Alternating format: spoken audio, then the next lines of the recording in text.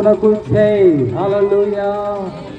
ప్రియ ఏలుకుంట గ్రామ నివాసులారా, ప్రియ సహోదరి సహోదరులారా, ఏలుకుంటలో ఉన్నటువంటి ప్రతి కుటుంబానికి ప్రభు అయిన యేసు క్రీస్తు పరిశుద్ధ నామం పేరిట మీ అందరికీ ఈ సాయంకాల సమయంలో శుభాభివందనములు తెలియపరుస్తూ, మీ అందరి కొరకు ప్రభు అయిన యేసు క్రీస్తు ప్రభు దేవుని సేవకులుగా మీ అందరిని ఉద్దేశించి సాయంకాల సమయంలో ప్రియ సహోదరుడు నాగరాజు, ప్రియ సహోదరి భవానీల గృహం వద్ద ఇంకను ఈ సాయంకాల సమయంలో యేసు ప్రభును గురించినటువంటి సువర్తమానము మీ అందరి కొరకు తెలియపరచబడడానికి ఏర్పాటు చేయబడింది.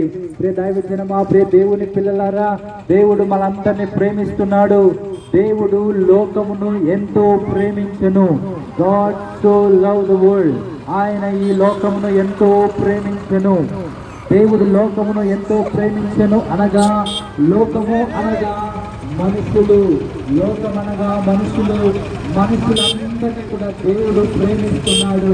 కుల మత భేదము లేదు, వర్గ భేదము లేదు, ఏ రంగు భేదము లేదు, వృత్తి భేదము లేదు.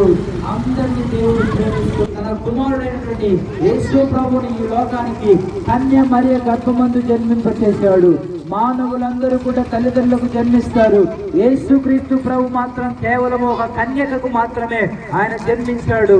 ఆయన జన్మ ఈ లోకంలో చూసినట్లయితే పరిశుద్ధ గ్రంథం బైబిల్ సెలవిస్తుంది, ఒక అద్భుతముగా ఆయన ఈ లోకంలోకి జన్మించాడు. అద్భుత రీతిగా ఆయన మానవులందరి పాప విమోచన కొరకై ఆయన మనందరి పాపములు ఆయన మీద వేసుకున్నాడు. దేవుడు మొదటిగా ఆది మానవుడైన ఆదాము హవ్వలను సృష్టించి దేవుడి పోలికలో వారిని ఏర్పాటు చేయగా, వారిని దేవుడి తోటలో ఉంచగా, వారి చేయొద్దన్న పని వారిని చేయడానికి ప్రేరేపించి అపవాది అనబడుతున్న సాతాను అనబడుతున్నటువంటి వాడు దేవునికి వ్యతిరేకంగా జీవించడం ద్వారా పాపులుగా అయిపోయారు. దేవుడు చేయొద్దన్న దాన్ని చేశారు, తినొద్దన్న దాన్ని తిన్నారు, దేవునికి దూరం అయిపోయారు. దేవునికి దూరమైన ఆనాటి మానవుని తిరిగి మరలా తన ఎద్దకు తనతో కూడా ఉంచుకోవడానికి ఆయనే దిగి రావలసి వచ్చింది. ఆయన ముందు ప్రచండమైన గాలి, ఆయన ముందు ప్రచండమైనటువంటి అగ్ని విసురుతూ ఉంది. కాబట్టి ఆయన దేవుడుగా వస్తే ఎవరు కూడా ఆయన దగ్గరికి వెళ్ళి స్వస్థత పొందలేరు, ఎవరు కూడా ఆయన దగ్గరికి వెళ్ళి రక్షణ పొందలేరు, ఎవరు కూడా ఆయన దగ్గరికి వెళ్ళి వారి కష్టాలు వారి బాధలు చెప్పుకోలేరు. కనుక ఆయన దేవుడుగా దిగి రాకుండా కన్య మరియ గర్భమందు ఈ లోకానికి వచ్చి మనందరినీ ఆయన అందుబాటులో ఉండి అందరూ కూడా ఆనాడు 2024 సంవత్సరాల కిందట యెరూషలేం పట్టణంలో, గలిలయ పట్టణంలో, ఆ ప్రాంతాలన్నింటిలో కూడా యేసు ప్రభు తిరుగుతూ ఉంటే యేసు ప్రభు దగ్గరకు వెళ్ళి వారి బాధలు చెప్పుకొని కుష్ఠు రోగులు స్వస్థపరచబడ్డారు. గుడ్డి వారు తిరిగి మళ్ళా చూపు పొందుకున్నారు, చెవిటి వారు తిరిగి మళ్ళా వినికిడి శక్తిని పొందుకున్నారు, చచ్చిపోయిన వారు తిరిగి లేపబడ్డారు. అనేకమైనటువంటి రోగములతో, బలహీనతతో, దయ్యములతో పీడింపబడుతున్నటువంటి వారు అనేకులు తిరిగి మరలా స్వస్థత పొందుకున్నారు. ఆ రీతిగా ఆయన మానవులందరికీ అందుబాటులో ఉండడానికి ఆయన ఈ లోకంలో కన్యకకు జన్మించాడు. కాబట్టి ఆనాటి ఆయన పుట్టి మనందరినీ కూడా ఈ రోజు కూడా ఆయన 2 చేతులు చాచి పిలుస్తూ ఉన్నాడు. ఓ ప్రియ సహోదరులారా, ప్రియ సహోదరులారా, ఓ ప్రయాసపడి భారం మోయించిన సమస్త జనములారా, నా యొద్దకు రండి, నేను మీకు విశ్రాంతి కలుగజేస్తాను అని యేసయ్య పిలుస్తూ ఉన్నాడు.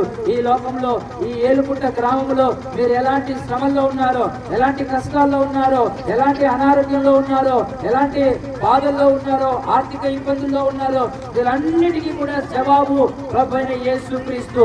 వాటికి మాత్రమే కాదు, విశేషంగా పరలోకానికి మిమ్మల్ని చేర్చడానికి, నరకం నుండి తప్పించడానికి, అగ్నిగుండం నుండి తప్పించడానికి, పాతాళం నుండి తప్పించి నిత్య జీవంలో మిమ్మల్ని కూర్చోబెట్టడానికి, తనతో కూడా ఉండడానికి, స్వర్గం చేర్చడానికి ఆయన ఈ లోకానికి ఉద్భవించాడు. కాబట్టి ప్రియ దైవజనమా, ప్రియ దేవుని పిల్లలారా, ప్రియ సహోదరి సహోదరులారా, ప్రియ అక్క, చెల్లి, తమ్ముడు, అన్న అందరూ కూడా ఈ సాయంకాలం సహోదరుడు హనుమంతుల నాగరాజు, సహోదరి భవానీల వారి గృహం దగ్గర ఏర్పాటు చేయబడ్డ సువార్త కూడికకు రండి.